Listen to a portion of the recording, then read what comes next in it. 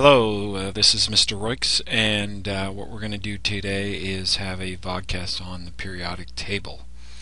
We've begun discussing a little bit about the periodic table already in class in terms of organization, the fact that the original periodic table that was sort of put together by Mendeleev was organized by atomic mass, and most of what he put together is very similar to what you see today with the periodic table, with the exception that now we organize a periodic table by atomic number.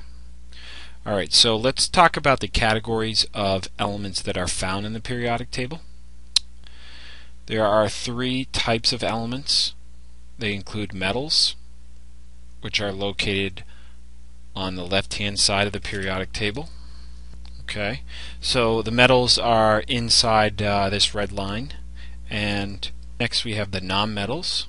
Nonmetals are located on the right-hand side of the periodic table.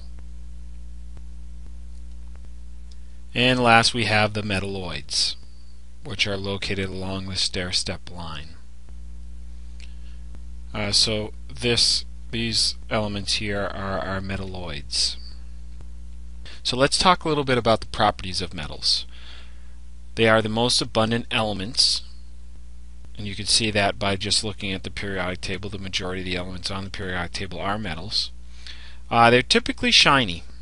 They are solid at room temperature, with the one exception being mercury. They're said to be good conductors, and when we say good conductors, we're usually talking about conductors of both heat and electricity. They're also malleable. In case you need to remember what that means that they are, when they are bent, they hold their shape. Nonmetals. Nonmetals have the properties as follows. Typically they are dull. We're talking about the sort of the opposite of shiny here. They don't reflect light very well. They are brittle. So, whereas a metal, if you hit it with a hammer, it would bend, nonmetals typically break apart. They are good insulators. Okay, so they do not conduct electricity or heat very well.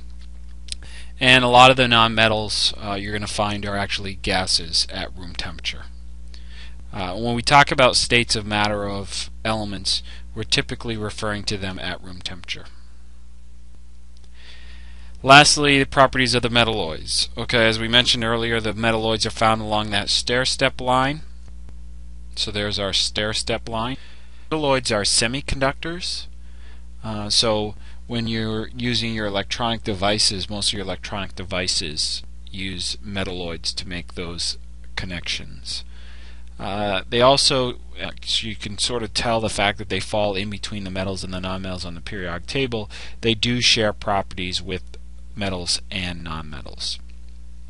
Alright, now that we've talked about the major categories of elements on the periodic table, let's talk about the arrangement of the elements on the periodic table. Again, we mentioned in class that Mendeleev, when he put the elements together on the periodic table, he noticed that there were particular elements that shared properties. And so what he did is he made groups, which would be the columns of elements on the periodic table. Oftentimes, groups can also be referred to as families of elements.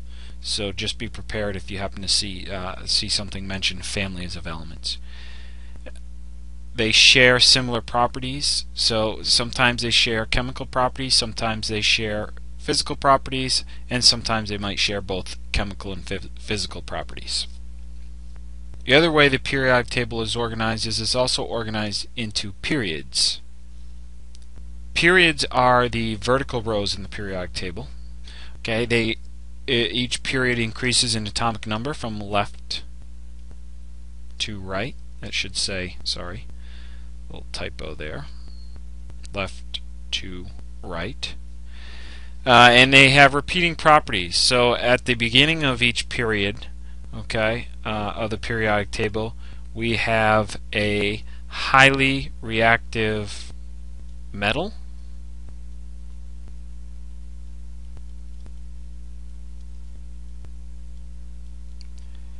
And as you work your way across the periodic table, the last element in each period is a non-reactive gas.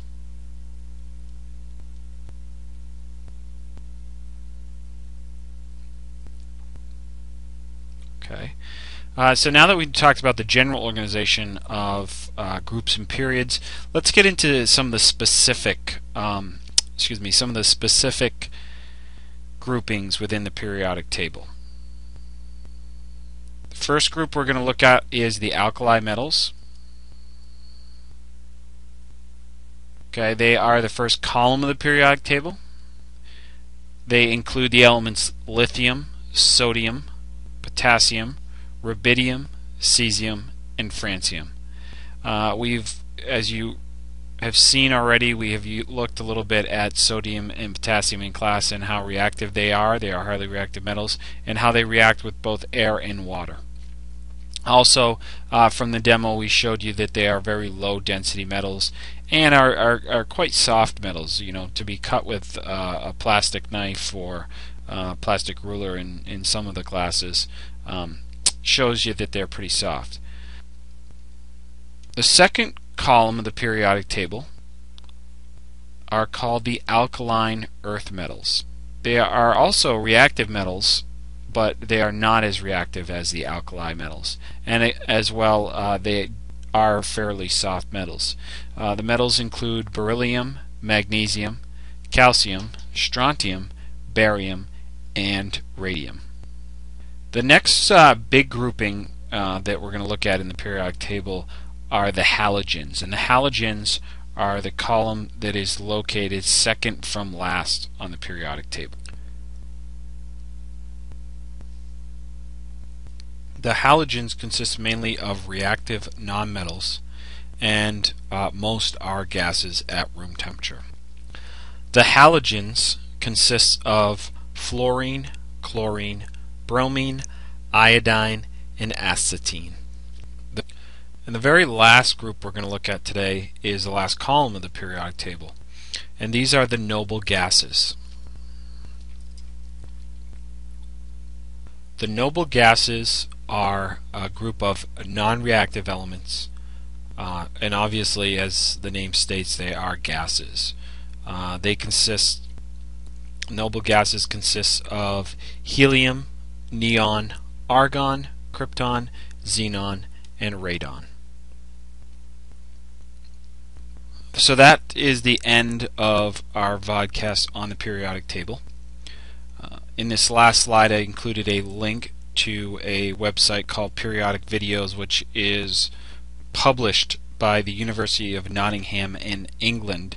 In it you can find videos on just about every element of the periodic table. So if you want to get a chance, if you have a chance to kind of look through some of them, they're kind of interesting videos, and they'll tell you a little bit more about each element. Alright, we'll see you in class.